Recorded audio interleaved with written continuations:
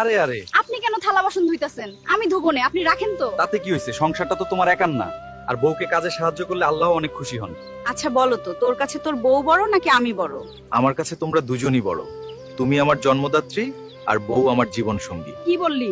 তোরে এতদিন আমি লালন পালন করে বড় করলাম, জীবন যৌবন তোর জন্য শেষ করলাম, আর আজকে বউ পাইয়া তোর কাছে তোর বউ আপন হইয়া গেল? মা, আমার কাছ থেকে এই মা ডাকটা শোনার জন্য তুমি কত কষ্টই না করছো জীবনে।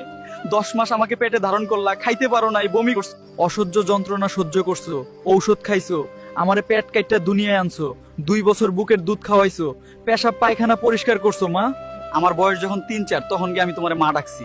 তাইলে বুঝো, এই মা ডাকটা শোনার জন্য তুমি এত কষ্ট করছো। আর আরেক বাড়ির মাইয়া এই ঘরে আইসাই তোমারে মা ডাকা শুরু করছে। যে মেয়েটা আমার মারে মা ডাকে, সে আমার আপন হইব না কেন মা? তার স্থান তো আমার কলিজায়। এই মেয়েটির প্রতি আমার যে মমতা, তা কোনোভাবেই অস্বীকার করা যায় না। মা, তুমি আমারে পেটে ধরছো, অথচ পরের বাড়ির মাইয়া তোমারে রাইন্দা খাওয়ায়, সেবা করে। তুমি ওরে বউ না ভাইবা, যদি মাইয়া ভাবো তাহলে দেখবা ও তোমারে মাথায় তুলে রাখবো। বৌমা, আমার পোলা তো ঠিকই বলছে, আজকে থেকে তুমি আমার বউ না, তুমি আমার মাইয়া হয়ে থাকবা। আমি তো আপনার মাইয়াই আম্মা, আমি আপনার নিজের মাই মনে করি।